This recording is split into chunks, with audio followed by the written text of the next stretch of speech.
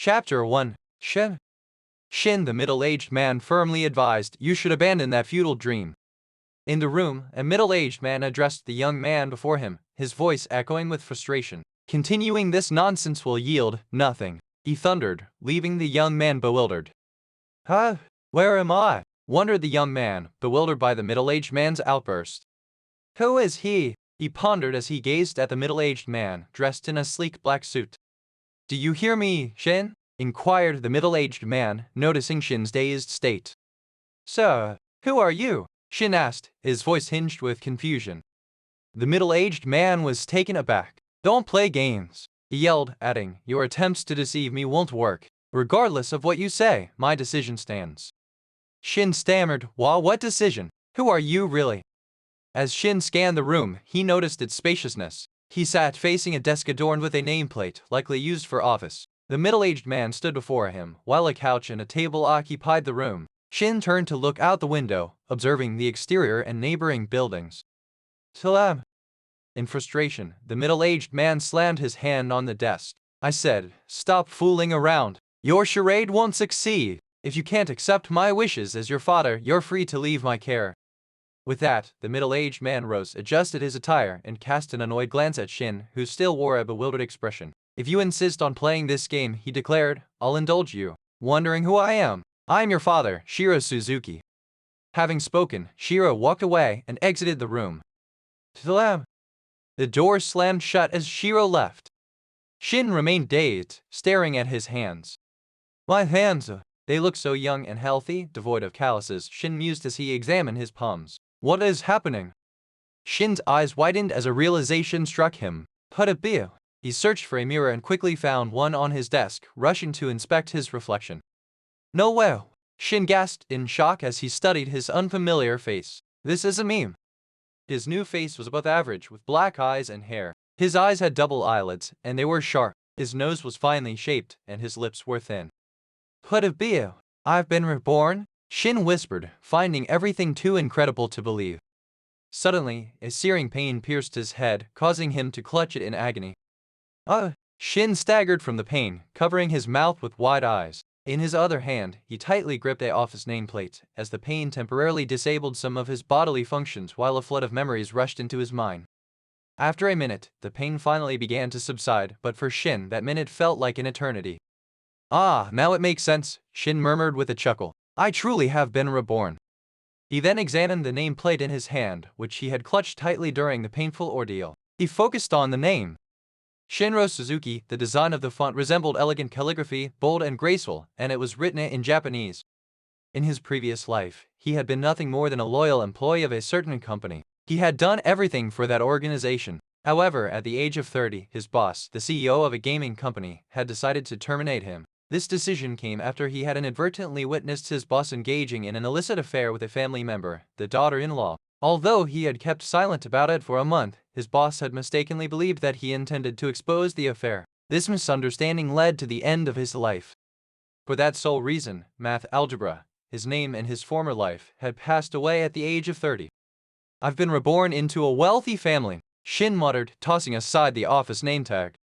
"But why?" Math sighed. Despite being reborn into this affluent family, he couldn't find happiness. Why? Because he was the family's black sheep.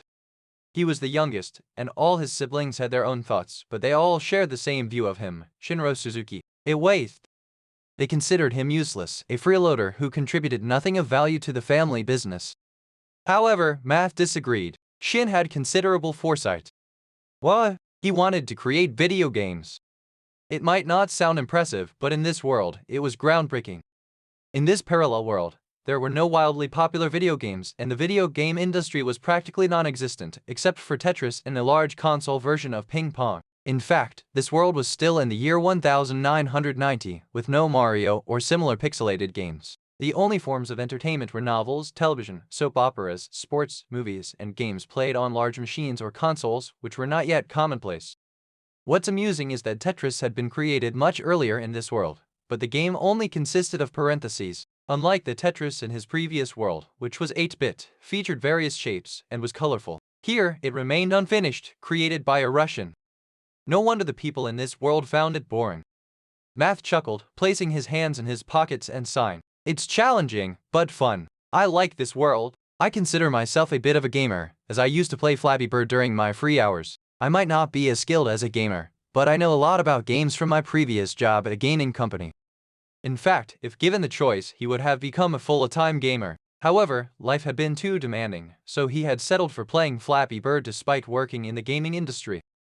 As a token of gratitude for giving me this second chance at life, I'll treasure it and live it to the fullest, fulfilling your dream, Shin, Math muttered. He then retrieved the office nameplate he had tossed aside earlier and stared at the name. I'll take your place, and from now on, I'll be Shin. Shin smiled, but it felt like the merging of two kindred souls who had once been lost. In a state of annoyance, Shiro strode into the company's grand hall. Upon entering his opulent office, his secretary greeted him with a respectful bow. As he sank into the plush chair behind his desk, the phone on his desk began to ring with a classic, old-fashioned beep-beep reminiscent of a 1990s phone. "Hello, honey," Shiro answered as he brought the receiver to his ear. "Hello, husband. How is Shinro doing?" a female voice inquired. The voice belonged to Eri, Shiro's wife and the mother of Shinro. "Why are you still worried about that boy? He's incredibly stubborn," Shiro sighed, irritation evident in his voice. "I can't believe he hasn't inherited a single one of my genes." "Stop with those thoughts. Shinro is your son." Eri's voice carried a note of anger.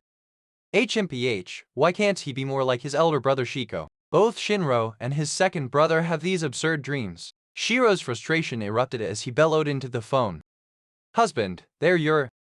"My son, I'm well aware. What I can't fathom is how you allowed Shinro to drop out of high school and establish a subsidiary company under the Suzuki Group without my consent." Shiro's voice thundered, cutting off Eri. "Husband, I'm simply supporting our child." Eri's voice quivered with sorrow. "Support? Do you genuinely believe you're helping him? Look at what happened to our second son. He resorted to begging on the streets to pursue his dreams. You supported him too, and look at the outcome." Eri's voice turned melancholic. "What? Music is what makes him happy, husband." "Avi, ha ha ha, it won't last. Your support has only made them worse. If you don't know what you're doing, it's better to do nothing at all," Shiro declared, his frustration unabated. "Oh, I understand," Eri's voice responded sadly over the phone.